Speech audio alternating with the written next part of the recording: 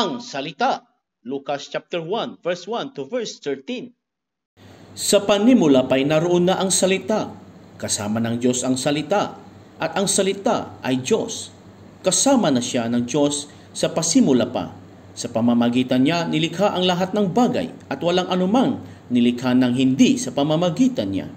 Mula sa kanya ang buhay, at ang buhay ay siyang ilaw ng sangkatauhan. Nagliliwanag sa kadiliman ng ilaw, at hindi ito kailanman nagapi ng kadiliman. Sinugo ng Diyos ang isang tao na nagngangalang Juan. Naparito siya upang magpatotoo tungkol sa ilaw at manalig sa ilaw ang lahat dahil sa patotoo niya. Hindi siya ang ilaw kundi naparito siya upang magpatotoo tungkol sa ilaw. Ang tunay na ilaw na tumatanglaw sa lahat ng tao ay dumarating sa sanlibutan. Nasa sanlibutan ang salita. Nilikha ang sanlibutan sa pamamagitan niya, ngunit hindi siya nakilala ng sanlibutan. Naparito siya sa kanyang bayan, ngunit hindi siya tinanggap ng kanyang mga kababayan. Ngunit ang lahat ng tumanggap at nanalig sa kanya ay pinagkalooban niya ng karapatang maging anak ng Diyos. Sila nga'y naging anak ng Diyos, hindi dahil sa isinilang sila ayon sa kalikasan, ni sa pita ng laman o sa kagagawan ng tao. Ang pagiging anak nila ay buhat sa Diyos. Naging tao ang salita. 1 chapter 1 verse 14 to verse 18. Naging tao ang salita at siya'y nanirahan sa piling natin. Nakita namin ang kanyang kapangyarihan at kadakilaan, puspos ng pag-ibig at katapatan. Tinanggap niya mula sa Ama ang kapangyarihan at kadakilaang ito bilang bugtong na anak. Nagpatutuo si Juan tungkol sa kanya at ganito ang kanyang sigaw. Siya ang tinutukoy ko ng aking sabihin. Ang darating na kasunod ko'y higit sa akin sapagkat siya'y siya na bago pa ako ipanganak.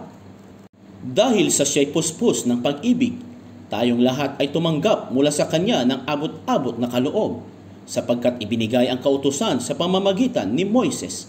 Ngunit ang pag-ibig at ang katotohanan ay dumating sa pamamagitan ni Hesukristo.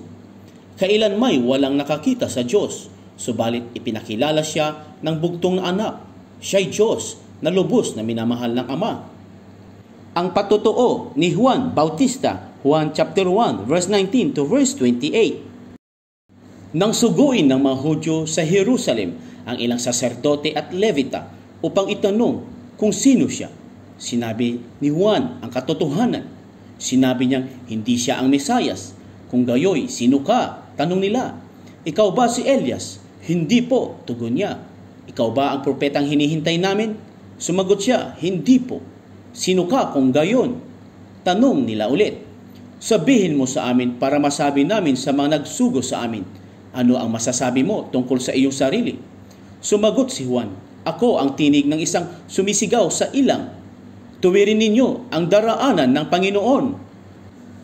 Ang propeta Isaias ang may sabi nito. Ang mga nagtanong ay sugo ng mga Pariseyo.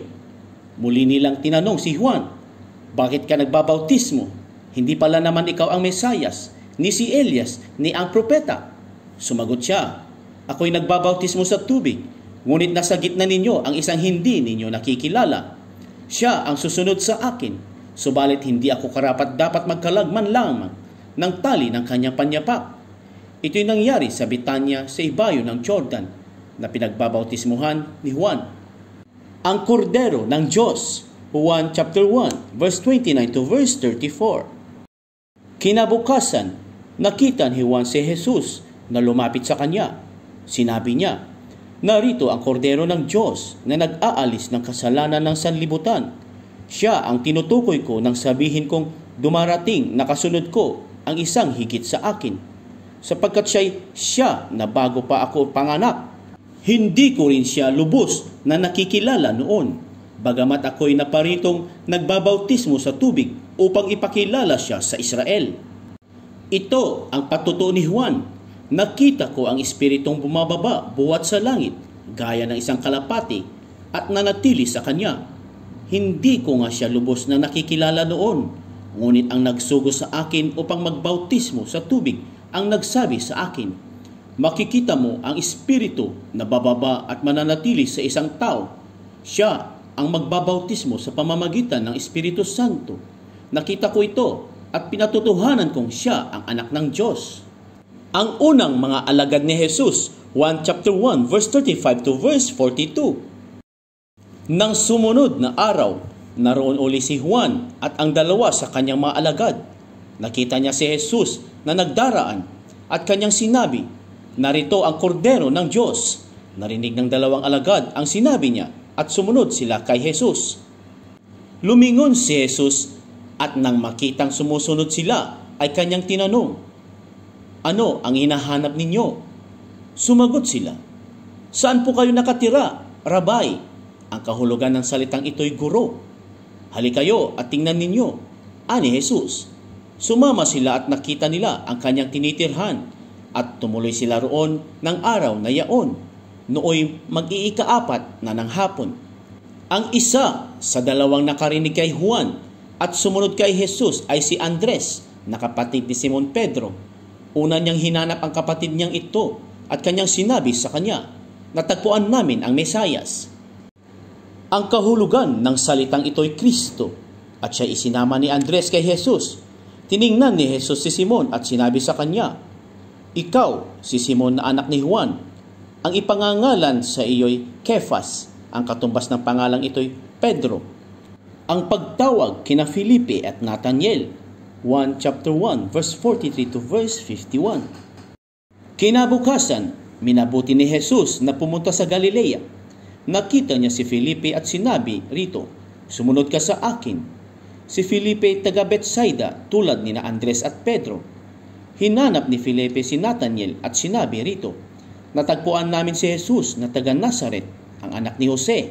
Siya ang tinutukoy ni Moises sa kanyang sinulat sa kautusan at gayon din ng mga propeta." "May magmumula bang mabuti sa Nazaret?" tanong ni Nathaniel. Sumagot si Felipe, "Halika't tignan mo." Nang malapit na si Nathaniel ay sinabi ni Jesus, "Masdan ninyo ang isang tunay na Israelita. Siya hindi magdaraya."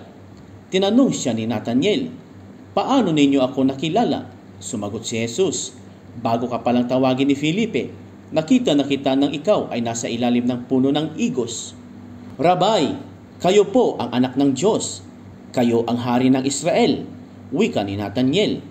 Sinabi ni Jesus, "Nananampalataya ka ba dahil sa sinabi ko sa iyo, nakita kita sa ilalim ng puno ng igos? Makakikita ka ng mga bagay na higit kaysa rito."